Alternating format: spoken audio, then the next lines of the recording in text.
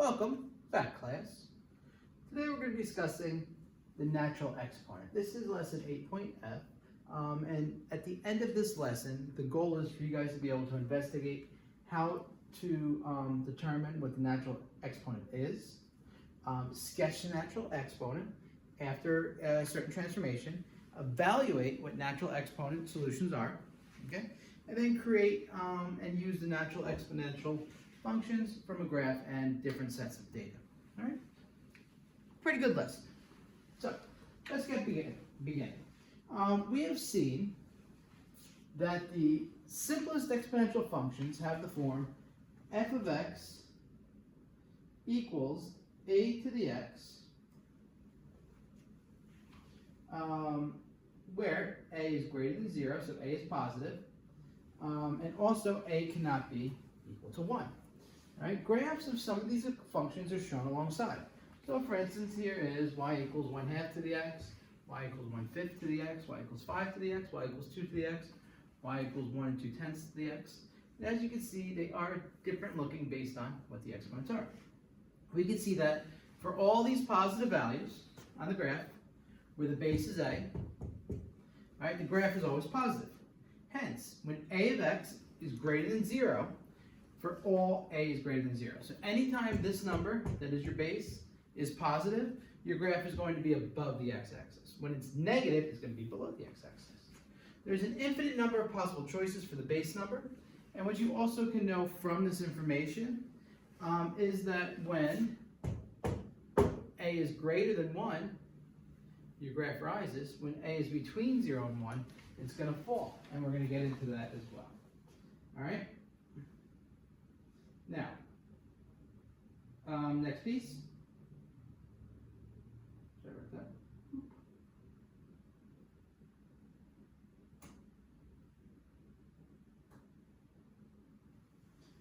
When the exponential data is examined in science, engineering, and finance, is where it's mostly used, they discovered that base E equals approximately 2.7183, and that's what they commonly use. Now, E is a very special number in mathematics. It's irrational like pi, meaning that this number actually goes on forever. There's no exact solution for it. And is a ratio, since pi we say is like the ratio of the circle's circumference to its diameter. That's how you actually find out what pi is, because circumference equals pi times diameter. So pi equals whatever the circumference of the circle is over its diameter. That's how you find out pi. E also has a physical meaning, and we're going to explore this meaning in the following investigation. We're going to figure out what E actually is and how to come about solving for it and give you an idea. Now, E is always going to be approximately 2 7/10, but we're going to see why. Okay, so this is the second investigation of the chapter. And a good way to do this is with compounding compound interest. And we're going to go with continuous compound interest, meaning that interest just compounds at all times, like per millisecond. So it's instead of like yearly or monthly or stuff like that, we're going to do it infinitely. You guys should remember this function and this equation. UN is the final amount, right? So say we're dealing with money and we put some money in a bank. It gains interest. This is what it ends up as. UO, you remember that is? Yes, you're right, the initial amount. So that's how much you would put in. And I'm just saying with money right now, but it could be different things as well. 1 plus I would be your interest rate, okay, per compounding period. So for instance, whatever the rate is per period. And what you're going to do is you take the basic interest rate and divide it by the number of periods. And N is just your number of periods or the times the interest is compounded. Right? We're going to investigate the final value of an investment for various values of N and allow N to get extremely large, almost like an infinite number of times the interest is compounded. So we're going to start pretty easy. Suppose you have $1,000, and this is something you already know how to do. So this is number 1 of the investigation. You have $1,000 invested for 1 year at a fixed rate of 6% per annum, 6% per year. You're going to use your calculator to find the following amount or maturing value if the interest is paid the following: annually, quarterly, monthly, or daily. Now, I gave you 2 hints with annually and quarterly. The first one, annually, your n is 1. That means once a year. Therefore, your interest at 6% is 6% per year, so it's 0.06. You always want to convert it to a decimal by dividing by 100. So we're going to plug this into our equation. Now our equation is u to the n. Our final amount, our answer, equals the initial amount. What's our initial amount? 1,000, right? So u to the n equals 1,000 times 1 plus our interest rate. In this case, our interest rate is 0.06 to the n power. In this case, that's 1. All right? 1 6/10 to the first power is just 1 6/10. So 1,000 times that is approximately 1,060. So if we compound it annually, it'd be about $1,060. You'd make $60 just on interest for the year. Right? Pretty nice. For doing nothing, right? Free money, not that much. It's enough. Quarterly. Now say n is 4. Now your interest would be 6% per year divided by 4, because that's the number of times you compound it. So it would be 0.015. So why don't you plug that amount of information into that equation and solve. All right? So u, 4, that means compounded 4 times, equals approximately 1,000 times 1 plus 15 10,000ths to the 4th power. You add these numbers first before you raise it to the 4th power. So 1.0015 to the 4th power is that big number. Multiply it by 1,000, and you get approximately $1,061.36.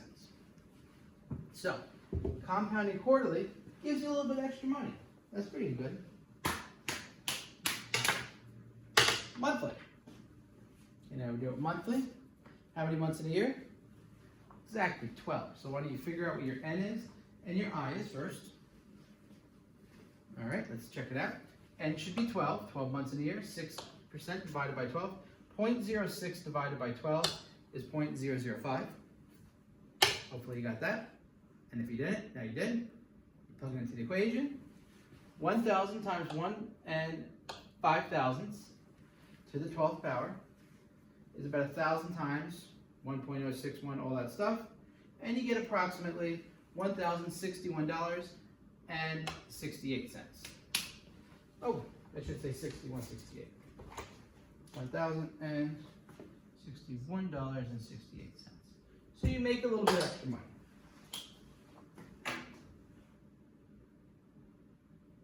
Okay, so now what you're going to do is you're going to move up.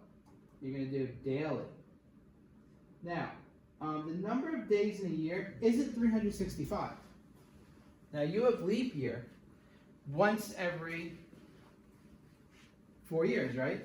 So the number of days in a year is actually 365.25. Right? You want to be as accurate as possible. It's actually a little bit less than that, but we're going to be as close as we can. You remember that activity. All right, so final amount, you compound it every day. 1,000 plus 0.06 divided by that to that number is approximately, I'm not going to get with this because that's just crazy, 1,061.83 or $1,061.83. So notice by compounding it daily as opposed to monthly, you're only really going up 15 cents on the year. So what do you notice is happening here? You're going to reach an amount eventually that's going to really stop gaining you interest. Okay, so what do we got? So now we're at daily. What's that? 1,061.83. Now we're going up by the second. Whew. How many seconds are there in a year? In order to find seconds, you take the number of days, you multiply it by the number of hours, you multiply the hours by the number of minutes in an hour, times the number of seconds in a minute. So days in the year times hours. So 365.25, 24 hours in a day, 60 minutes in an hour, 60 seconds in a minute, and that's 31,577,600 seconds in a year. That's going to be a crazy interest rate too, right? All right, so interest equals 6% or 0.06 divided by that really big number. I'm not even going to put it down. I would just leave it like this to make it easier for yourself. So u to the n equals 1,000 times 1 plus that number to the 31 million, approximately 600,000, right?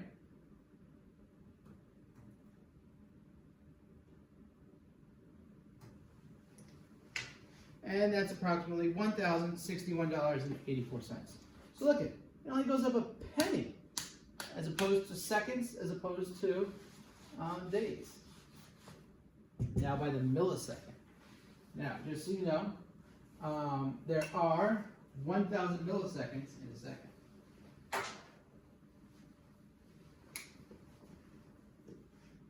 1,000 milliseconds in a second.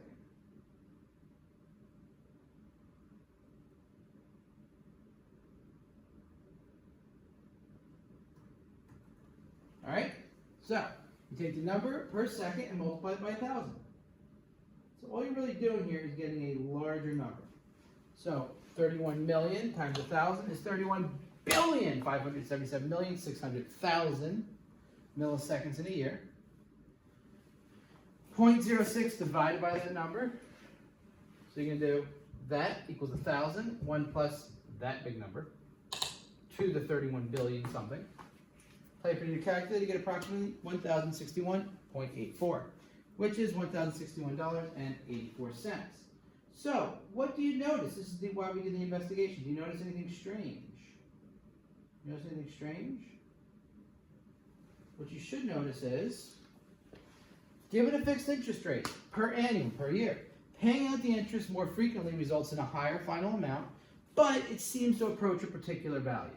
So once you get from days to seconds to milliseconds, it doesn't really give you any extra money, okay? That is what we were getting at. And we want to know why that is. So let's go a little deeper into here, okay? Now, problem 2. Suppose that $1,000 is invested for 1 year at a fixed rate of 6% interest, right? Now it's compounded n times during the year, okay? So instead of being compounded all those times, you have our interest rate. You owe us 1,000 again, right? So interest is compounded n times during the year. So since that's true, what that means is our interest is compounded 0.606 over n. So we can create an equation. All right? It says after the first period, it's 1,000, 1 plus 0.06 to the n, right? To the first power, so we don't have to put it. So guess what? We put it to the first power. What else do we have to do? What else is 1? That. So you got 1,000 times 1 plus 0.06 to the n. So whatever n is, however many times you're compounding it, that's going to be your answer. Okay? That's the first period, number 1. Now, by the end of the year, that's the number of periods.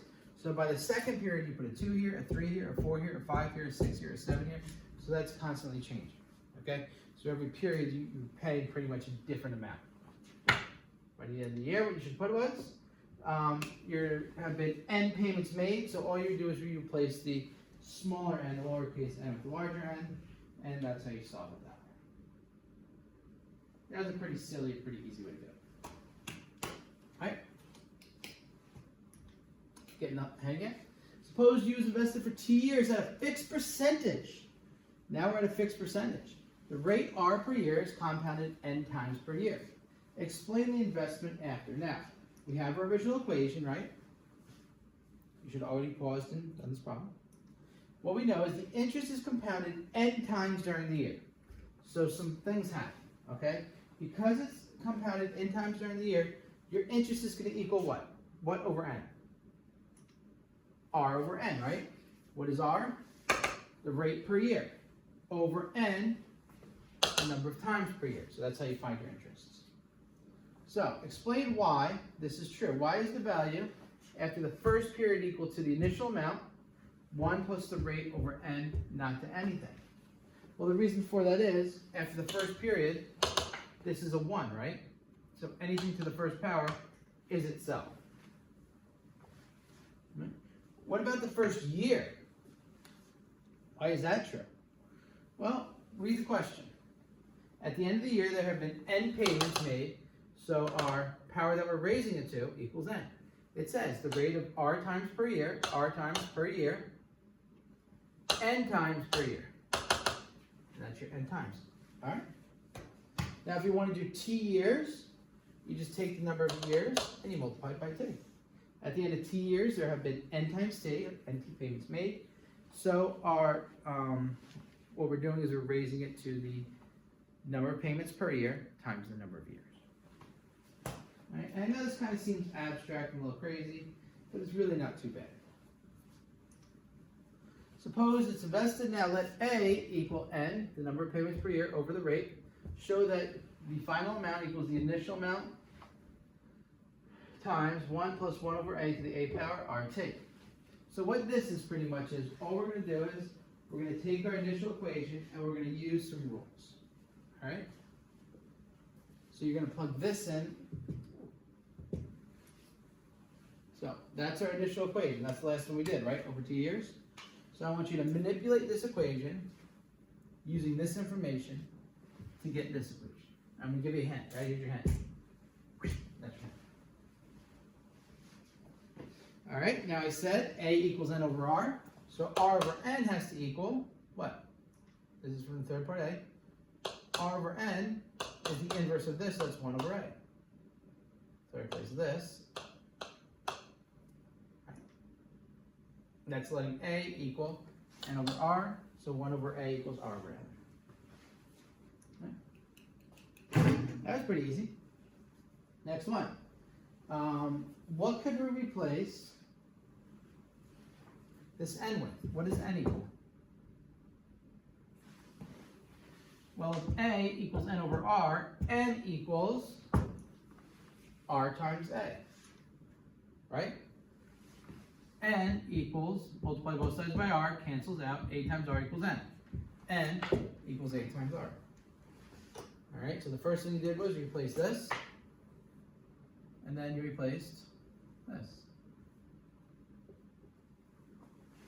All right, should we go any further? This isn't as far. We want, let's see, we got 1 over a. Up, we went to a inside a bracket. Well, a power to a power, all right?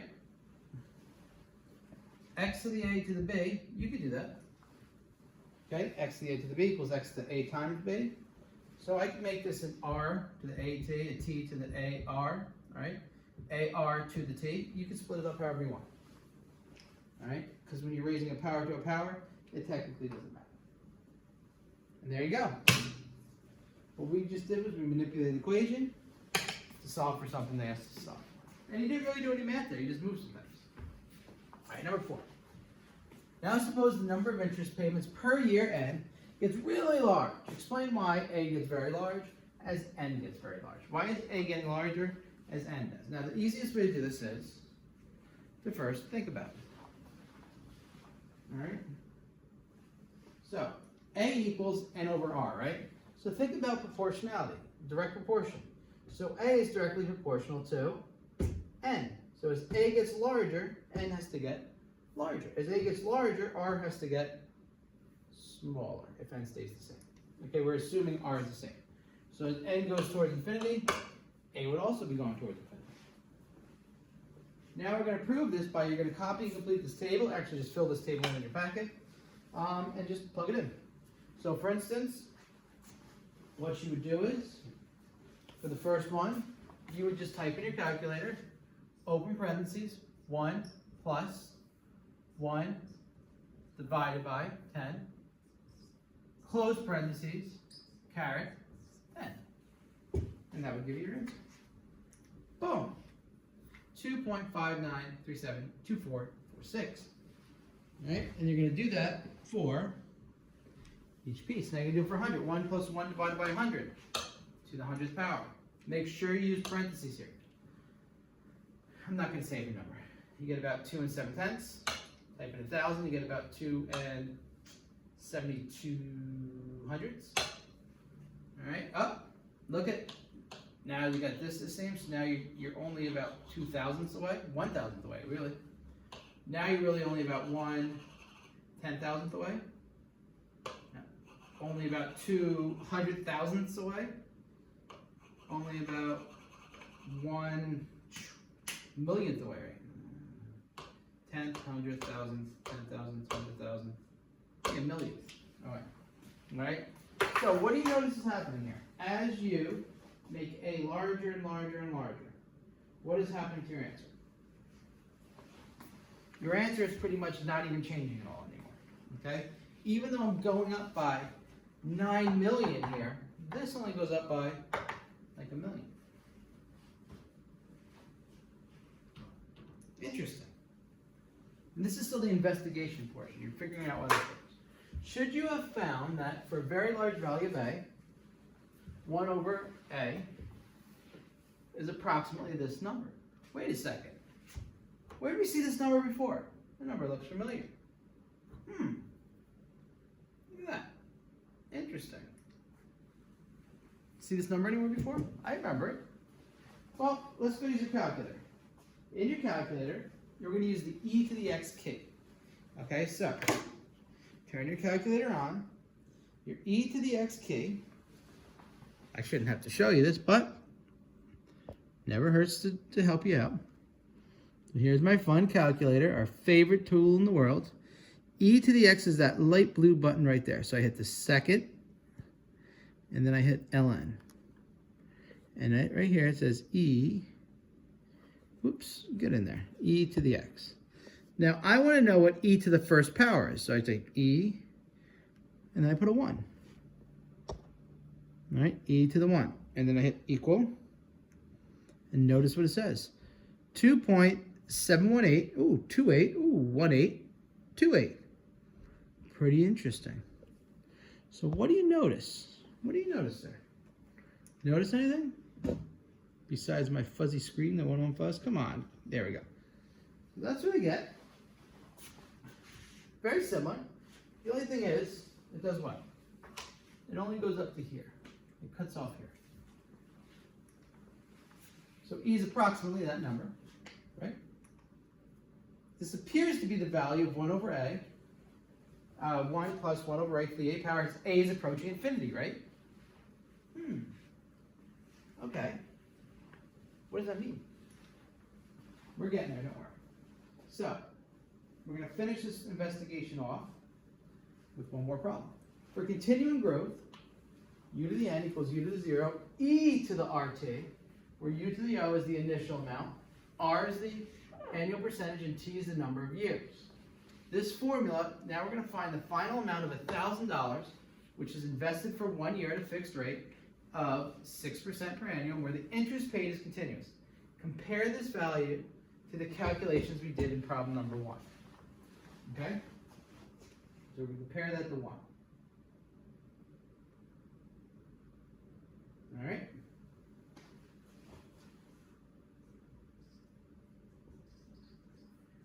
Go.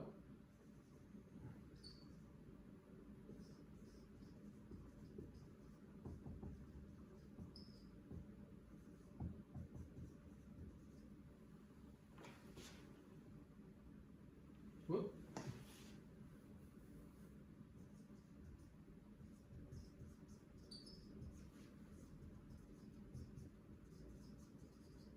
Okay, you should be done.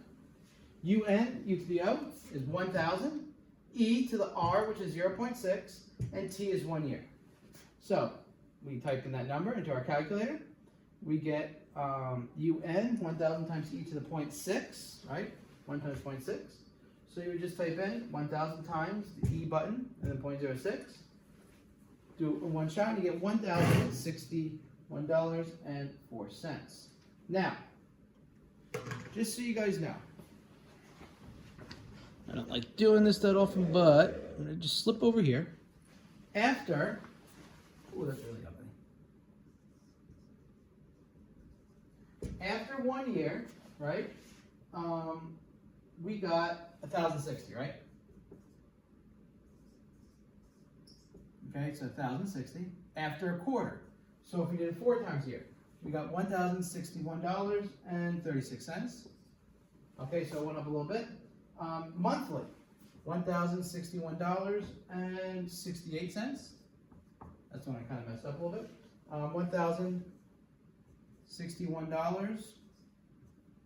Oops. And 83 cents. Okay, so that's if we compounded it per day. Then we did it by second and millisecond, and we got the same number here for both of these. We got $1,061.84. The same right there. All right. So how can we compare it? Well, we got the same answers. All right. So pretty much what we figured out. Go back over here. The same to the nearest cent of the final amount when the interest was compounded by the second in 1/8. So that's the second. Or by the millisecond in 1/8. So that's what we figured out. So we figured out it's going to be the same for the second or the middle second when we use V, which was pretty much where our problem left off at. You may say, why do we do all this? Well, there's a reason. From investigation 2, now we're going back to the main crux of this class. From the investigation 2, we observed the interest paid continuously or instantaneously, formula for calculating the compound interest, where u to the n equals u to the o, 1 plus I to the n, can be replaced with u to the n equals u to the o, ERT, where R is the percentage rate annual, and T is the number of years. Okay? So what does that mean?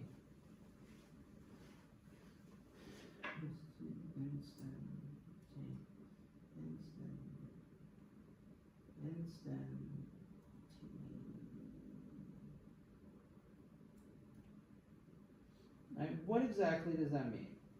That means that E is approximately 2.1828, and the graph of y e to the x lies between the graphs of y to the 2x and y to the 3x. Okay, so it's somewhere between the two. All that work just to say that. Isn't that great?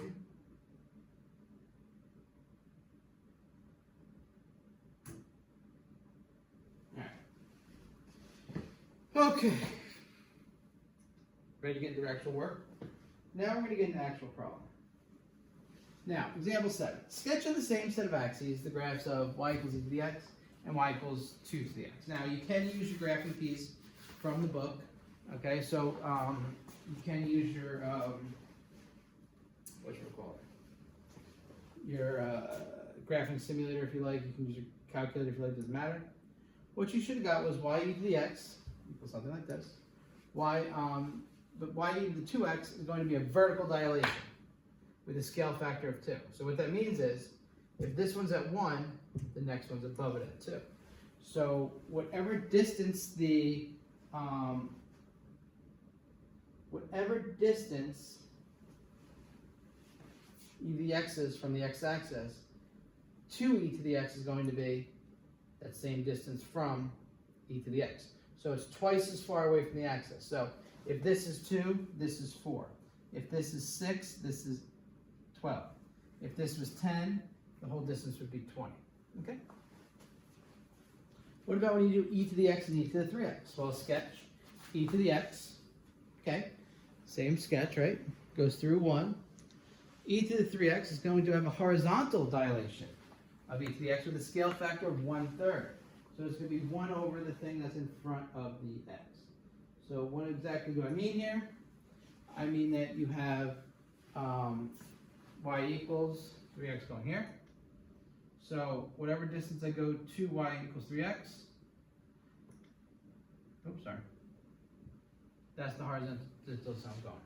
So for instance, if this one was 3 over, this would be 1 over. If this was 6 over, this would be 1/3 of 6, this would be 2 from the axis.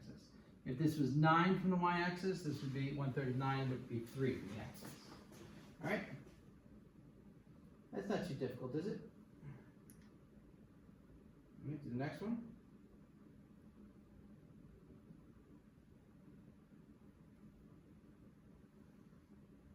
Mhm.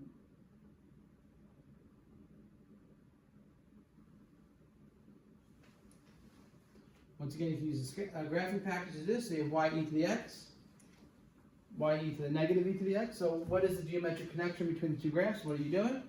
Well, it's a simple reflection. The graph of y equals negative e to the x is a reflection of y equals e to the x in the x-axis. Okay. Next one, sketch on the same set of axes. This graph. You need to calculate too. I have y e to the x. Same thing, goes through one. Y e to the negative x goes the other way. So what are you doing with this problem? You're not reflecting over the x. You're going to do what? You're reflecting over the y-axis. So y e to the negative x is a reflection of y equals e to the x over the y. All right, same distance that you go to the right here, you go to the left here. Pretty easy. All right. Let's look at 3. Sketching the same set of graphs. The graphs of y e to the x, which are already given to you. I gave them into you in the packet as well. And that's what you put the new graphs on there and say where the x-intercept is and the horizontal asymptote of the new graph. All right. So y e to the x plus 2. Notice what happens. The plus 2 means you're going to go up 2 vertically, right? So my new y-intercept is 3. The original one was 1. Horizontal asymptote. Well, here it was 0. So this is going to be 0 plus 2, which is y equals 2. Right? Next one. E to the x minus 3. So I just take this and I go down 3. 0, negative 1, negative 2. That's where my intercept is. All right, so my y-intercept is at negative 2. My horizontal asymptote is not at 0, but 0 minus 3, so it's at negative 3. You guys see the pattern yet? The goal of this is for you to see the pattern discovered on your own. And last one, now this is an addition and subtraction. Now what happens if you do a multiplication? Well, that changes some things up. As you can see when you graph this, when you put the 3x here, instead of being a 1, your intercept is at the 3. All right? So our y-intercept is at 3. Where's our asymptote at? Same place as it was before. The asymptote is going to still be at y equals 0. Right. See the pattern? All right, let's do a couple more. Remember, the way you're graphing these is you can graph them on your own if you think you can, but use the graphing package. Help yourself out. All right? So 1/2 e to the x plus 2. This is what it looks like. And this is weird because the plus 2 you would think would be maybe up. But if I just graphed y equals 1/2 e to the x. Oh, is it not supposed to be plus 2? Hold on. I think I messed this up. 3D. 3D, chapter 8. Oh, I was doing so good too. But the problem is we get so many problems. Well, this is 3D, 1/2 e to the x. There is no plus 2. Ah. If there was a plus 2, you would have slid that up too. All right, so 1/2 e to the x means I'm going half of 1, which is 1/2. And because it's multiplication, I keep the same horizontal asymptote, which is y equals 0. All right. Next one. Oh, e to the 2x it should be, right? E to the 2x. I don't know how these things got through. So e to the 2x is, and they should be fixed not in your packet, but on your 3D and E. I gotta check your packet. 3D, 3E. All right, so in doing this problem, 2x means I'm multiplying that by 2. But what happens is it still goes through 1. Why does it still go through 1? Because I'm not multiplying the e by 2, I'm multiplying the variable by 2. So when I multiply the exponent by 2, what I'm doing is the bigger number you multiply this by, the sharper your curve gets. If I was going to multiply this by anything between 0 and 1, the flatter my curve would get. But because I don't multiply by anything in front of the x, because it's multiplying the exponent by 2, it still goes through 1, and it still has a horizontal asymptote of y equals 0. All right? And the last one, I messed up these all, x over 2. This is y equals e to the x over 2. As you can see, you can just look at my actual graphs. I just wrote the answers down wrong. So it does still go through the thing because we are going through the piece, all right? We are raising to a power. Because, like I said before, it's 1/2 x, the graph is actually flatter, but it still has the same x-intercept. All right? And its y-intercept is also the same, is also 0. All right? That wasn't terrible, right? Hope not. The only thing terrible was my work. Don't worry, it'll be fixed on Canvas. All right, so the next thing you're going to do is you're going to do all these problems in your calculator. Evaluate the 5 significant figures, these answers. All right, I'll do the first one with you because it's pretty easy, and then you guys will do the rest on your own.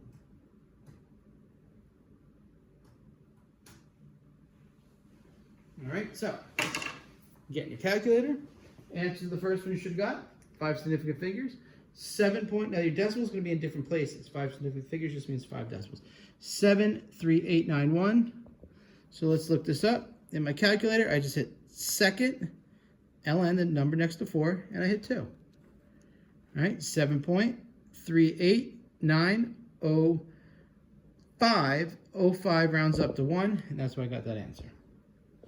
Okay, so you're doing the rest here. You're doing second e to the third. You're doing second e to the 0.5 or 0.5, it doesn't matter. Second e to the -1. All right.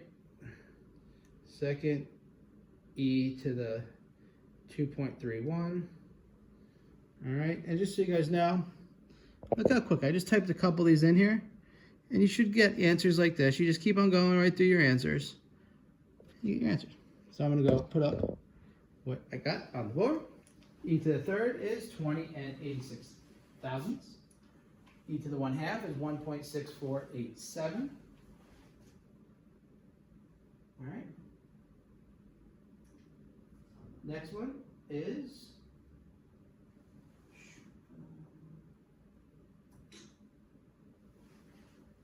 0.36788. 10 and 74 thousandths.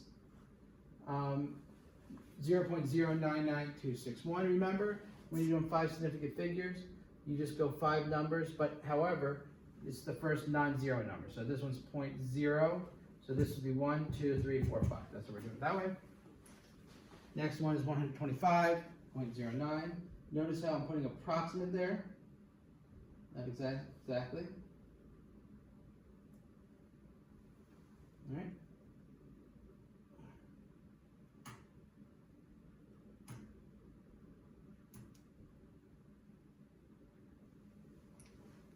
Um, 0.0079945. Now you do 50 and then put e to that number. Just type it in, 41.914. This is just making sure you guys know these calculator. 42.429. 3,540.3. And 0.0063424. All right, like I said before, pretty simple stuff. You shouldn't have any questions with it. Okay.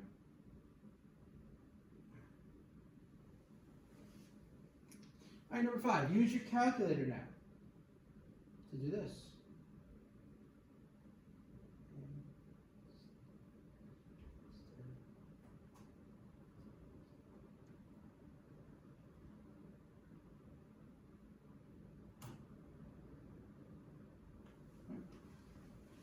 How do I do this? You're going to have to graph y1, graph y2. Put them on a graph. You're going to have to hit your intersect button and get 2.3. What do you mean, Mr. Valentino? This is what I mean. We're going to get our calculator. All right? I'll do the first two with you. Hit the y equal button right here. Y1 is going to be e to the x. So I hit second, ln, e, and now to the x would be the x button right here. See, it says e to the x. I hit enter. Y2 is 10, enter. Hit the graph button. Make sure these two things intersect. Don't intersect. I need to make my x go a little higher. So my window, I only need my x minimum to be not even that much. So my x maximum was close, but not that close. So I just make that 15. So now, and my y is messed up, but it doesn't matter. As long as I could see the intersection on the, oh, my x is still all the way up there. Wait, my y2 should be 10, right? Oh, the window, that was my x's. My x max could be like 10, doesn't matter. My y minimum is what I'm dealing with. Since y is equal to 10, so do something above 10, I'm going 15, okay? So whatever the y is, just go a little bit above the y. And now remember how we find the intersection here. We hit the second button and the calc button. We go number 5, which is intersect. We hit enter, enter, hit both lines. Since we only have one intersection, go kind of close to there. And that tells us the intersection is, when y is 10, which we know, 2.3025. We got 2.30 because we went to 3 significant figures. All right. All right, do the next one. I'm just going to type in my stuff in here. Y to the 2x is my first one, and x is 15. All right, so I just changed my numbers right there. 2x and 15. I'm going to change my window. Okay, I'm going to leave this for now, but my y is 15, so I'm just going to change it to 20. My y max. Ow. And then hope, come on, please intersect on my graph. I think it will. Let's see, where's my red line? Perfect.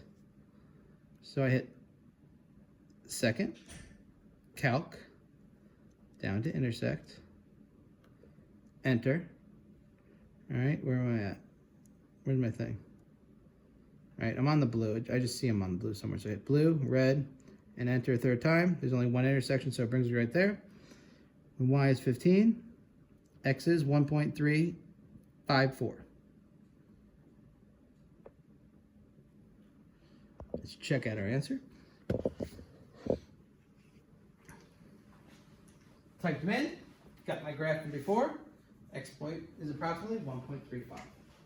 All right, so now what I need you to do is the next two on your own.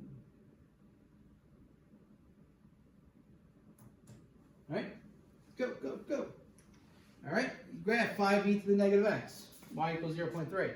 The window I used from this was about from negative 5 to 5 or something like that.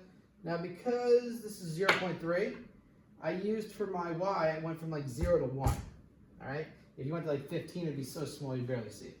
Intersect, intersect. You should get x is approximately 2.81. Okay. Next one, D, 3x minus 4, and y equals negative 1. So for the y, go from like, I don't know, 5 to negative 5-ish. All right. They went from 2 to negative 5. All right, from the x, you go around, they went from negative 1 to 1. Enter, enter, intersection, and you should get about 366 thousandths. Okay.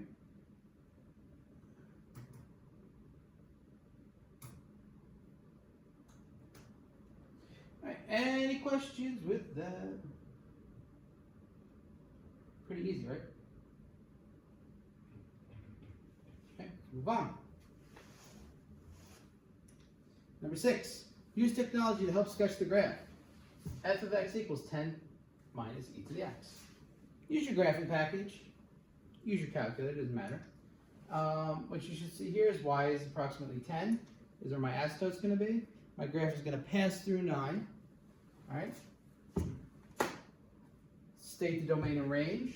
Domain is your x, so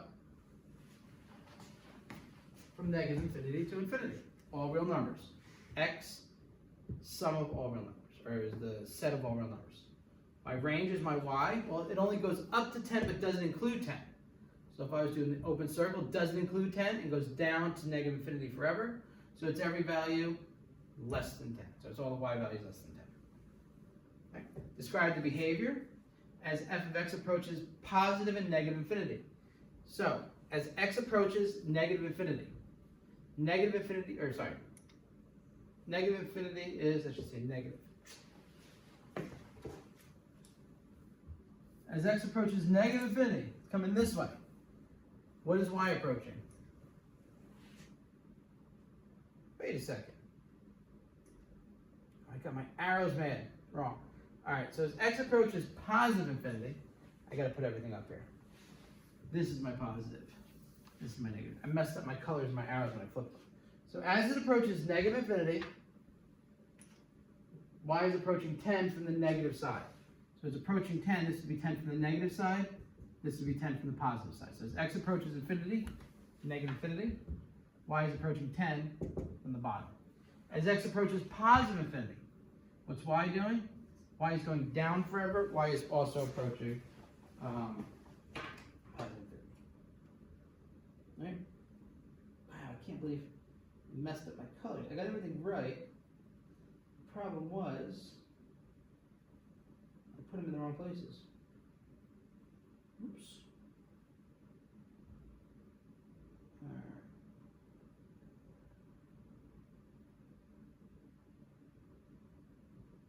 There we go, all fixed.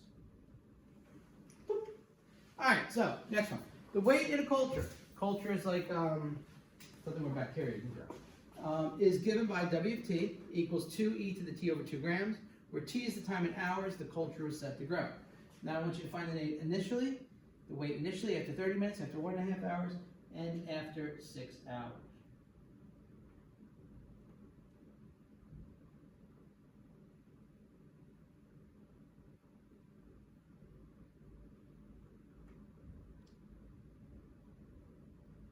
All right, should be almost done. So the first thing you guys should do, W0, initially time is 0, right? So when time is 0, 0 over 2 is e to the 0 power. Anything to the 0 power is 1, so 2 times 1 is 2. So the initial weight is 2 grams. All right? Now here's the deal. T is time in hours. So 30 minutes is how many hours? 1/2 of an hour, right? So time is half an hour. W to the 1/2 equals e to the 1/2 over 1/2. Now when you do 1/2 divided by 1/2, whoops, some people have trouble with this. 1/2 over 2, is the same as 1/2 divided by, right, 2, which is 1/2 times the reciprocal of 2, which is 2 over 1, right? So what does that mean? 1/4. Oops, times 1/4. Times the reciprocal of 2, which is 1/2. 1/2 times 1/2. Or you can just take this 2, bring it to there. 2 times 2 is 4. So you got 2e to the 1/4. Type in the calculator, approximately 2.57 or 2.57 grams. Right?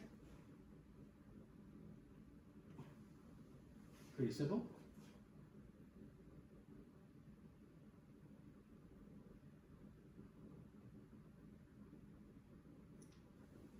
One and a half, 3.5 over 2. So once again, when you do 3.5 divided by 2, 3 over 2 divided by 2 is times 1/2, 3/4. 2e to the 3/4, 4.23. So approximately 4.23 grams. Ooh, I don't like that color. Next one, 6. 6 divided by 2. I shouldn't have to tell you what that is. Everyone here should know 6 divided by 2 is what? 3. All right. 2e to the 3rd is 40.2, so 40.2 grams. Look how much is growing. Initially it was 2, 30 minutes, okay? Hour and a half, so an extra hour is 4, and then a couple more hours is already up to 40. So this thing has a crazy growth associated with it. So it's very important to understand that.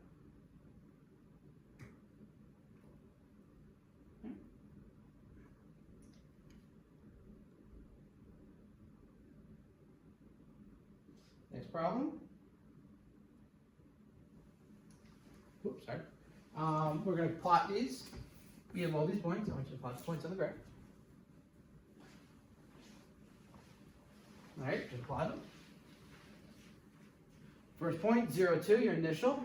After a half hour, 1/2, about 2.57. After an hour and a half, 1.5, 4.23. After 6 hours, 40. All right, you can kind of see the connection here. Exponential. After like 7 hours, look, it'd be all the way up here. It'd be a lot. It'd be like 70 or 80 probably. And then you can extrapolate information from that graph you created. Isn't that neat? We're not going to necessarily do that. All right, 8. The current flowing in an electrical circuit, t seconds after it's switched off, is given by I at t equals 75e to the negative 1500 t amps. What is the current after 1 second and 10 seconds? So you're going to just plug in 1 for t and 10 for t. All right, first one, I have 1, 75e to the negative 0.15 times 1. Make sure this is all in the exponent. 75e to the negative 0.15 should get about 64.6 or 64.6 amps as an answer.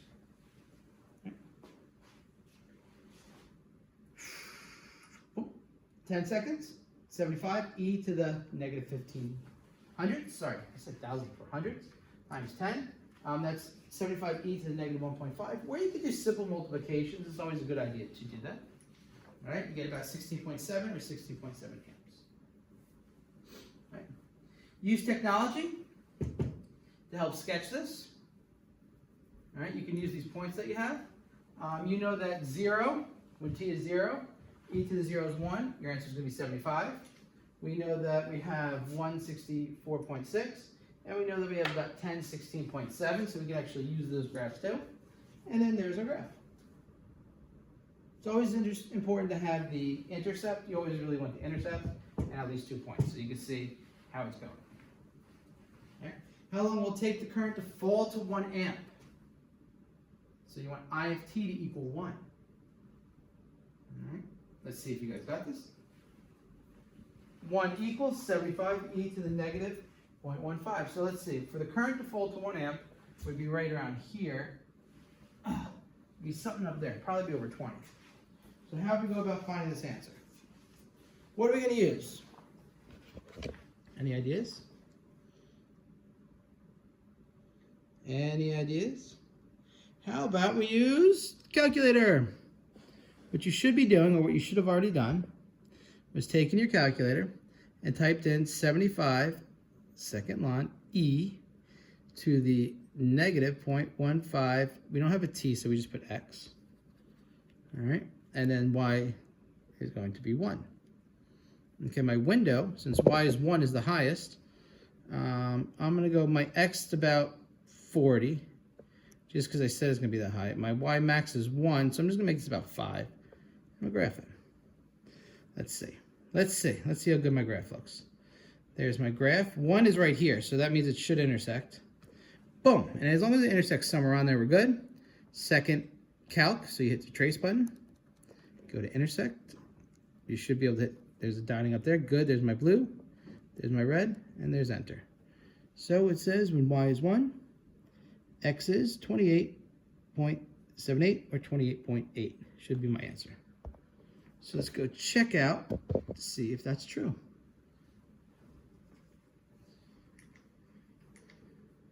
.8. Wow. It's almost like we know what we're doing here. I like it. I like it, I like it, I like it. That's what I call a flawless problem too. And that means 28.8 seconds. All right. We only have a couple left. We have 2 more problems left. And then a little activity and some notes. The graph shows the amount of water in a tank t minutes after it is punctured by a drill. I don't know who would drill into a tank. That's not very smart. Find the exponential model connecting A and T. So you want the model right here, connecting these. Now we got everything, but we don't know what that K is. We have to figure out that K. All right? So how can we do that? What can we do you think to solve that? What are we looking for? First thing we need to do is find out what's our asymptote. Asymptote is 3. We're looking for k right here, right? So if we could find our asymptote, we could find out what c is, right? Because c is always our asymptote. Horizontal asymptote, a equals 3. So c equals 3. So that means a equals k times e to the negative 0.05t plus 3. All right, so we found a piece. All right, now, how can we go about finding k? Do we have any other information on our graph that can help us find out what this is? All right, so we used up this. The only thing left is, oh, look at it. I wonder why Mr. Valentino made that red. Well, what is that? It's a y-intercept, right? What is this point? 0 over 10 up. Look at that. 2 unknowns. So when t is 0, a is 10. So let's plug this in and see if we can solve for k. 10 equals k times e to the negative 0.5 times 0. Oh, I like that. What is e to the 0? 1, because anything to the 0 is 1. So 10 equals k times e to the 0 plus 3. 10 equals k times 1, which is just k, plus 3. Right? Because e to the 0, anything to the 0 is 1. All right? Subtract 3 from both sides, and k is 7. So what does that mean? A equals 7 times e to the negative 0.5t plus 3. We just created the exponent. You're able to create an exponential equation from two things. If you know its asymptote and you know one point, you can create the equation pretty much every time. Okay? And if you know what you're raising to. If you're just missing k. All right? If you're just missing this, you can figure that out too. Do you think the hole is in the bottom of the tank? Or do you think it's in the side? What do you think? What do you think? What do you think? It's obviously the side. Why isn't the hole in the bottom? This is the amount of water in the tank. Well, the tank never empties. The tank is always left at 3 kiloliters of liquid in it, right? Of water in it. So since there's 3 kiloliters, if the hole is in the bottom, pretty much all the water would leave, right? But since the hole's in the side, right, we got our tank. If the hole was in the bottom, all the water would be out. But because the hole's in the side, you're always going to be left with that much water. So all the water falls out until it gets to that hole in the side. And with proper math, you can even figure out how high above the ground that hole is. All right. Find the amount of water in the tank after 2 minutes. Now we're going to use our equation that we created. 7 times e to the negative 0.5t plus 3. So 2 minutes is our time. So plug that in, t equals 2. All right. 7 equals e to the negative 0.5. 2 negative, half of 2 is 1, that's negative 1. 7 times e to the negative 1 plus 3. Type this straight in your calculator. 7, second line, negative 1. Make sure you go down and it's not plus 3 up here. And then plus a 3. And you should get approximately 5.58 or about 5.58 kiloliters of water. All right. How long will it take to lose 6 kiloliters of water? So how long will this take? Let's see. There's initially 10 kiloliters of water, right? So if you lose 6 kiloliters, how many are you left with? Can you do that? 10 minus 4 means you're left with 4 kiloliters of water. So can we figure out the amount of time it takes to have 4 kiloliters of water? Of course we can. We could say A equals 4. And what are we looking for? T. So 4 equals 7 times e to the negative 0.5t plus 3. How can we do this? If you can hear me coming over here, you know what the answer is going to be. We can go grab, once again, our handy dandy calculators, okay? I'm going to just hit clear. I'm going to put 7 times second ln, so e to the negative, not minus, but negative 0.5x. All right, now I press to the right, that brings me back down, plus 3. Enter, and then 4. My window, my y max has to be at least 4. Let's make it 7. I don't know, 20, 40 seems like a lot. I don't know. Let's go check this out. Oh, I didn't need all that 20. But look, I have an intersection here. Second calc, second calc. All right, hit 5, intersection. Enter, enter, enter.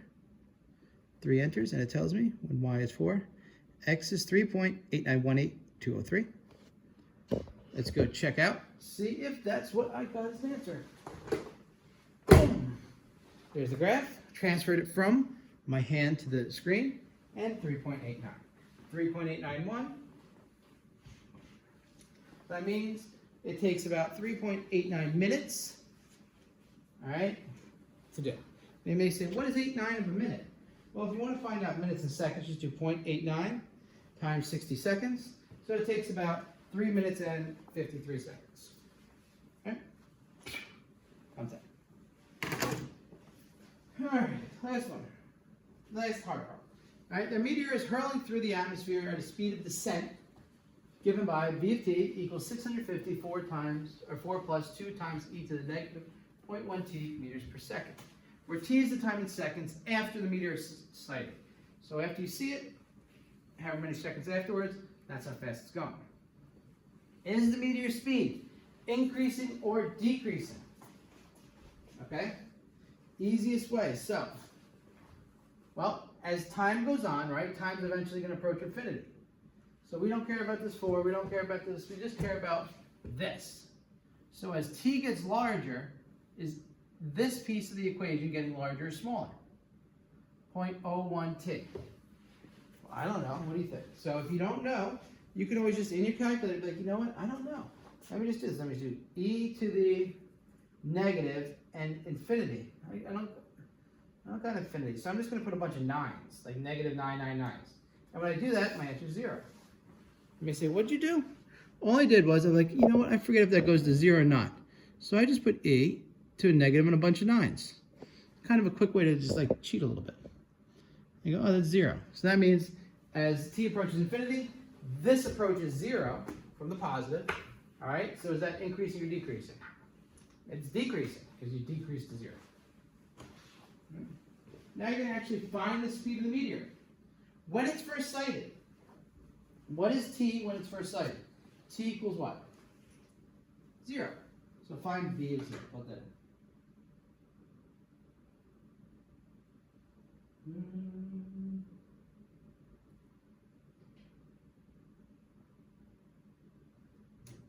Calculation must be done.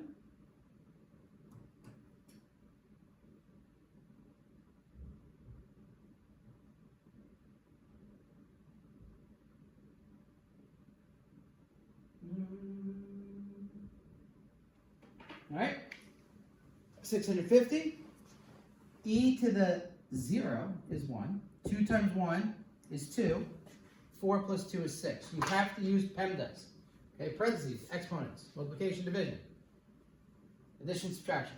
So, first thing you do is exponents. That becomes 0. E to the 0 is 1. 2 times 1 is 2.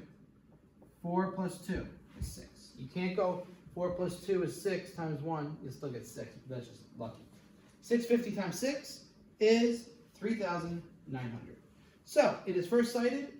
It is going 3,900 meters per second. Pretty fast.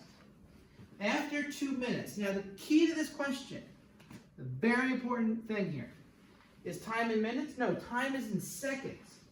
So you have to be very careful to see what units it is in. Since time is in seconds, 2 minutes is how many seconds?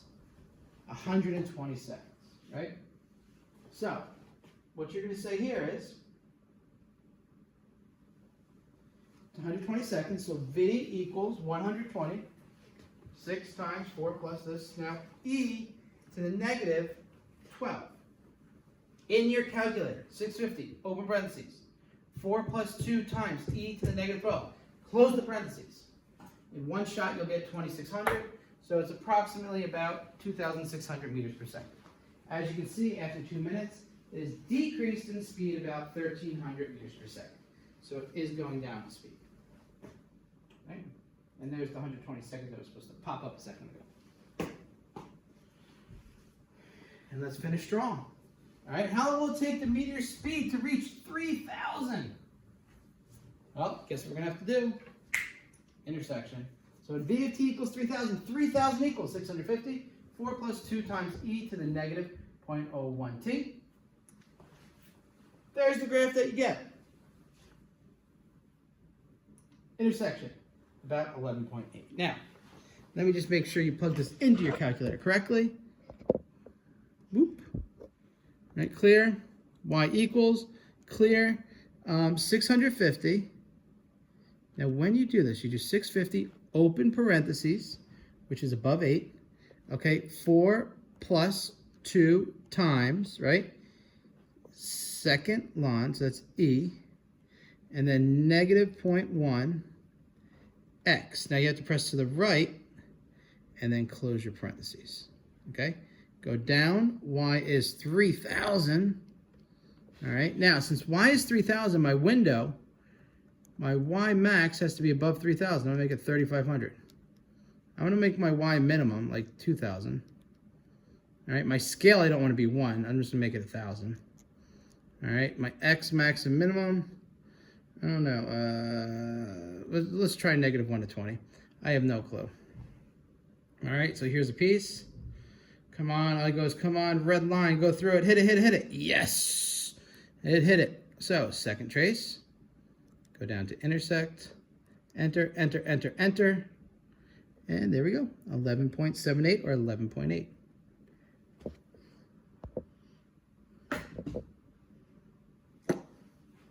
Number 8 seconds.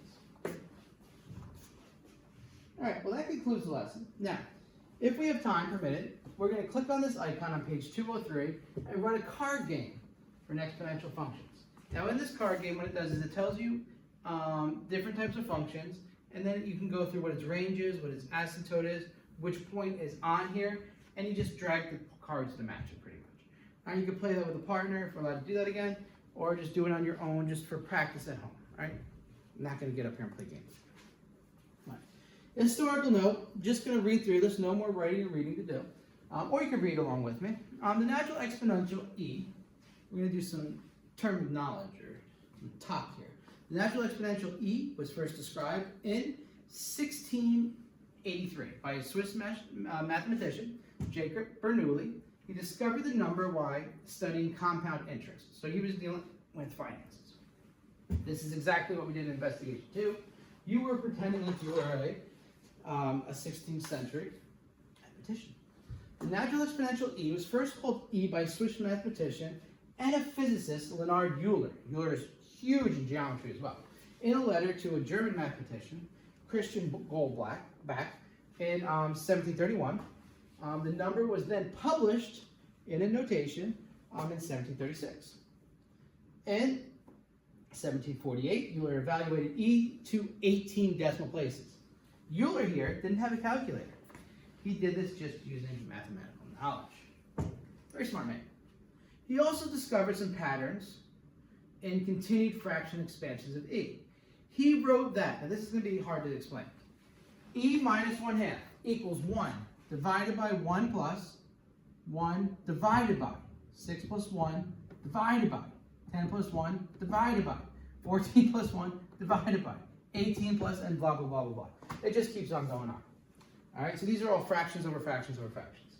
He also noted that e minus 1 is 1 divided by 1 plus 1 divided by 2 plus 1 divided by 1 plus 1 divided by 1 plus 1 divided by 4 plus 1 divided by, and then so on and so on and so on. All right, this is what crazy mathematicians do. They figured out patterns and things like this, so you guys have calculators that do it for you. One may think that it was chosen because E for Euler's name, for the word exponential. That's what I always thought before I read this. But it's likely it was just the next vowel available. He already used A in his last work, so he just went on to E because he wanted to use a vowel. All right? I always thought E stood for exponential. That's it. That is E, which is the natural exponent. Little long, little informative. Hopefully you guys are able to create an idea of how this works. And we're almost done with the year. We're just shooting through this and doing really great, all right? So it's the next lesson. Take care.